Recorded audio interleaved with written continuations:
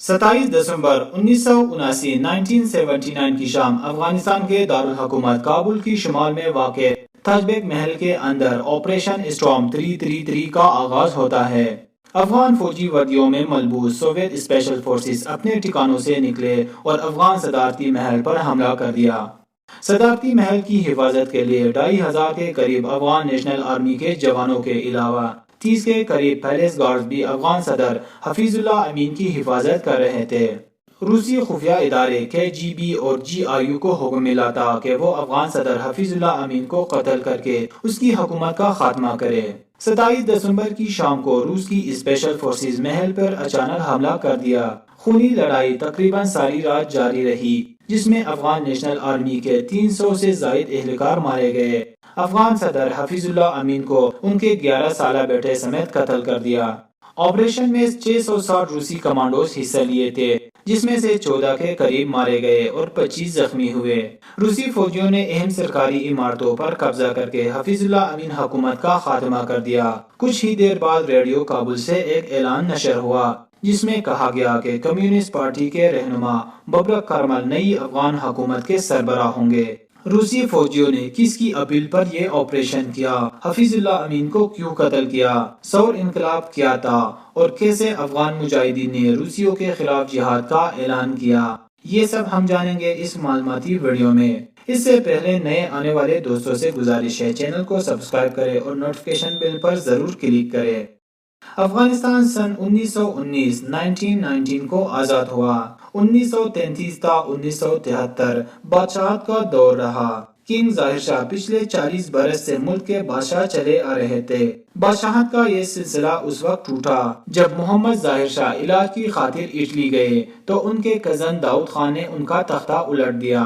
داؤد خان سابق وزیر اعظم اور حاضر سروس لیفٹیننٹ جنرل تھے۔ داؤد خان بغیر کسی خون خرابے کے بادشاہ کو معزول کر دیا۔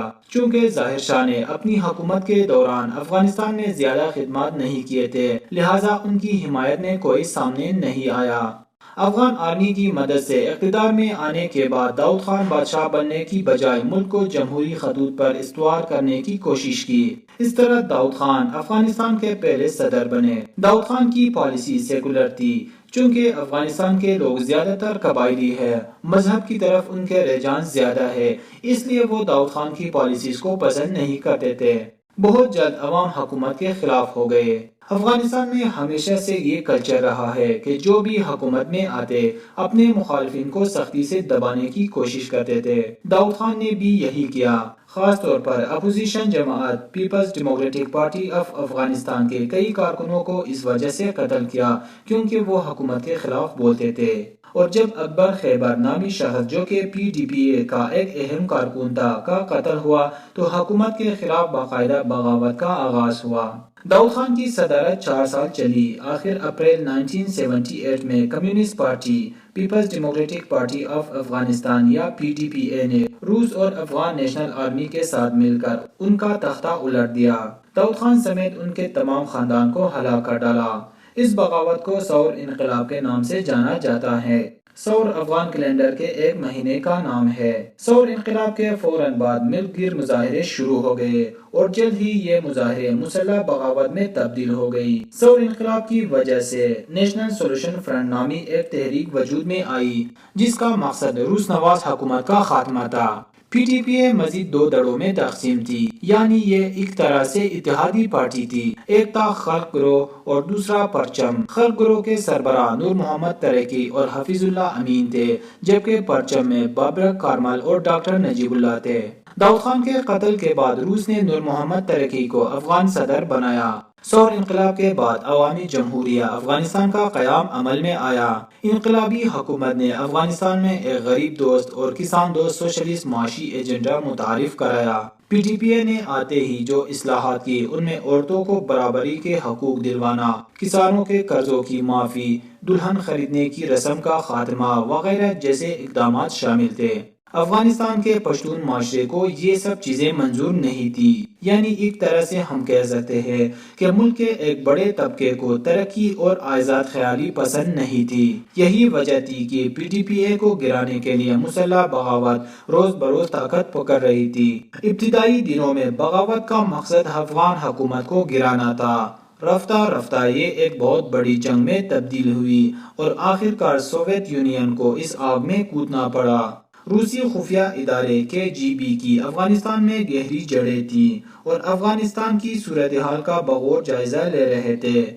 آخر 12 دسمبر 1979 کو سوویت یونین کے سربراہ لیونڈ بریژنیو نے خطے کی تقدیر پر مہر لگا دی۔ روسی نہیں چاہتے تھے کہ افغان حکومت کے خلاف چلنے والی بغاوت ایک ایسی شکل اختیار کر لے جو حکومت کو ہی اڑا کر رکھ دے۔ روس کو معلوم تھا کہ افغان فوج بڑی حد تک غیر مؤثر ثابت ہو رہا ہے اور باغی ملک بھر میں اپنی کارروائیوں کا دائرہ کار بڑھا رہے ہیں۔ حفیظ اللہ امین جو خود حکومت میں تھے اپنی سیاسی مفاد کی خاطر فوج کو برگشتہ کر رہے تھے اور باغیوں کے ساتھ بھی ان کے رابطے تھے۔ حفیظ اللہ امین روسی مشوروں پر بھی عمل نہیں کرتے تھے، جس کی وجہ سے افغان حکومت تیزی سے کمزور ہو رہی تھی۔ 15 مارچ 1979 ہرات شہر میں بغاوت ہوئی۔ بغاوت کو دبانے کے لیے کابل سے آرمی کی 17 ڈویژن کو بھیجا گیا۔ آرمی کا دستہ جب ہرات پہنچا الٹا باغیوں کے ساتھ ہو گئے۔ حکومت کی اس کمزوری سے باغیوں کی مزید حوصلہ افزائی ہوئی اور جگہ جگہ بغاوتیں سر اٹھانے لگی۔ دوسری طرف روسی قیادت کے سامنے یہ مسئلہ بھی تھا، اگر افغان انقلابی حکومت کا بوریا بستر گول ہو گیا تو اس سے دنیا بھر میں یہ تاثر جائے گا کہ سرخ انقلاب کا زور ٹوٹ رہا ہے۔ اگر ایسا ہوا تو روس کو ان سب ممالک سے ہاتھ دھونا پڑے گا جن پر اس نے بزور طاقت قبضہ کر رکھا تھا اور سوشلسٹ حکومتوں کا وجود خطرے میں پڑتا تھا۔ گویا یہ انا اور تعصب کی جنگ تھی۔ افغان سوویت جنگ کے خاتمے کے بعد بالکل ایسا ہی ہوا۔ اسی سال ایران میں اسلامی انقلاب آ چکا تھا اور پاکستان میں بھی ضیاء الحق اسلامی نظام نافذ کرنے کا وعدہ کر رکھا تھا۔ روس کو ڈر تھا کہ اگر افغانستان میں اسلامی شدت پسندوں کی حکومت قائم ہوئی تو پوری سینٹرل ایشیا روس کے ہاتھ سے نکل سکتا ہے، کیونکہ یہ سب اسلامی ممالک ہے اور انقلاب کے اثرات ان ممالک کو بھی اپنی لپیٹ میں لے سکتا ہے۔ افغانستان پر روسی حملے کی ایک اور وجہ یہ بھی تھی کہ U S S or her صورت میں حفیظ اللہ امین کو راستے سے ہٹانا چاہتا تھا، کیونکہ حفیظ اللہ امین نے روس کی حمایت یافتہ سوشلسٹ رہنما نور محمد ترکی کو قتل کروا دیا تھا اور ساتھ ساتھ روس کو یہ اطلاعات بھی مل رہی تھی کہ حفیظ اللہ امین امریکہ کے ساتھ تعلقات استوار کرنے کی کوشش کر رہے ہیں۔ حفیظ اللہ امین کو پہلے سوپ میں زہر پلا کر قتل کرنے کی کوشش کی جس وقت سوویت اسپیشل فورسز صدارتی محل پر حملہ کیا۔ اس موقع پر روسی ڈاکٹرز صدر کے معدے سے زہر نکال رہے تھے اور وہ کوما میں تھے۔ جب انہیں ہوش آیا تو پوچھا کہ محل پر کس نے حملہ کیا ہے، تو یہ سن کر حیرت میں پڑ گیا کہ بلا روسی کیوں انہیں قتل کرنا چاہتے ہیں۔ وہ روسیوں کو اپنا دوست سمجھتے تھے۔ افغانستان پر حملے سے قبل روس اور افغانستان کے تعلقات انتہائی اچھے تھے۔ روسیوں نے افغانوں کی نہ صرف مالی مدد کرتے تھے بلکہ روسی ریاستوں میں ہزاروں افغان آرمی کے جوانوں کی تربیت بھی ہو رہی تھی۔ افغان حکومت ہمیشہ سے اسلحہ اور ایکسپرٹس وغیرہ روس سے منگواتے تھے۔ ٹریٹی آف فرینڈشپ کے نام سے افغانستان اور روس نے آپس میں ایک معاہدہ کیا تھا جس کی روح سے افغان حکومت کی اپیل پر روس کبھی بھی افغانستان میں فوجی مداخلت کر سکتے تھے۔ اسی معاہدے کو جواز بنا کر روسیوں نے افغانستان میں اپنی فوجیں اتاری اور صدر امین کو قتل کر کے اس کی حکومت کا خاتمہ کر دیا اور بعد میں کہا کہ یہ آپریشن اس نے افغان حکومت کی ایما پر کیا ہے۔ افغانستان میں جنگ کا آغاز سیاسی انتشار کا نتیجہ تھا۔ صدر حفیظ اللہ امین کی ہلاکت کے بعد سوویت یونین کی حمایت سے اس وقت کے پی ٹی پی اے کے پرچم دڑے کے ببرک کارمل کو اقتدار سونپا گیا اور پھر افغان حکومت اور سوویت یونین ایک طرف ہو گئی جبکہ مجاہدین ان کے خلاف غیر روایتی جنگ لڑتے رہے۔ عالمی برادری اور اسلامی ممالک نے روس کی اس اقدام کی بھرپور مخالفت کی اور سوویت یونین کو افغانستان سے نکل جانے کا مطالبہ کیا، لیکن سپر پاور روس نے کسی کی نہیں سنی اور افغانستان میں فوجی کارروائیوں کا ایک طویل سلسلہ شروع کیا۔ امریکہ، پاکستان، سعودی عرب، ایران، برطانیہ، چائنا اور دیگر مغربی ممالک آخری دم تک افغان مجاہدین کی پشت پناہی کرتی رہی۔ مجاہدین کی مدد کے لیے باقی اسلامی ممالک سے ہزاروں جنگجو افغانستان میں داخل ہوئے اور روسی فوجوں کے خلاف غیر روایتی جنگ جاری رکھی۔ چونکہ یہ گوریلا جنگ تھی، مجاہدین ہزاروں چھوٹے چھوٹے گروہوں پر مشتمل تھی۔ یہ چھوٹے چھوٹے گروہ روسی فوجوں پر حملہ کرتے اور بھاری نقصان پہنچانے کے بعد بھاگ جاتے۔ اس سے روسیوں کو بے حد نقصان ہوتا تھا۔ افغانستان جنگ کو رشیا کا ویتنام وار بھی کہا جاتا ہے۔ جب امریکہ ویتنام پر حملہ کیا تو رشیا نے باغی گروہوں کو مکمل طور پر سپورٹ کیا۔ ویتنام کی گوریلا جنگ میں امریکیوں کو بدترین شکست ہوئی۔ اس طرح جب روس نے افغانستان پر حملہ کیا تو اس بار امریکہ نے مجاہدین کو سپورٹ کیا اور روس کو افغانستان سے بھگانے پر مجبور کیا۔ امریکہ کے سینٹرل انٹیلیجنس ایجنسی نے پاکستانی خفیہ ایجنسی ISI کے ذریعے مجاہدین کو پیسے اور ٹریننگ دیتے اور یہاں سے مجاہدین کو لڑنے کے لیے افغانستان بھیجے جاتے تھے۔ ایک وقت ایسا بھی تھا جب KPK اور بلوچستان کو افغان جنگ کے لیے وقف کیا تھا۔ سوشلزم کے بڑھتے ہوئے قدموں سے امریکی سامراج کو خطرہ تھا۔ آپریشن سائیکلون کو امریکی تاریخ کا سب سے مہنگا آپریشن کہا جاتا ہے، جس کے ذریعے امریکہ نے مجاہدین کی مدد کے لیے اربوں ڈالرز اس جنگ میں لگا دیے۔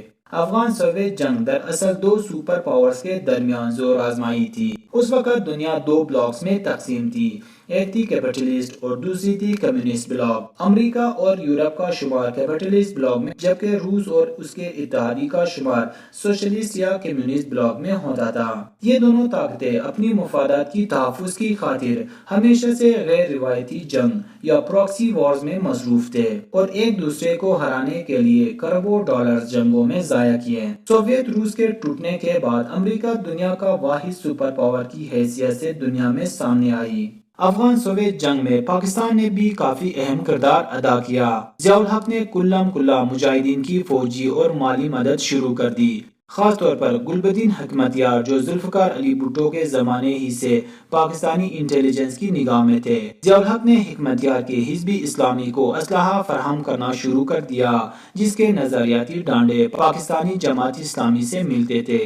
بہت سی جگہوں پر اس جدوجہد کو اسلام اور کمیونزم کے درمیان جنگ سے تعبیر کیا گیا۔ مذہبی رہنماؤں نے سب سے اہم کردار ادا کیا۔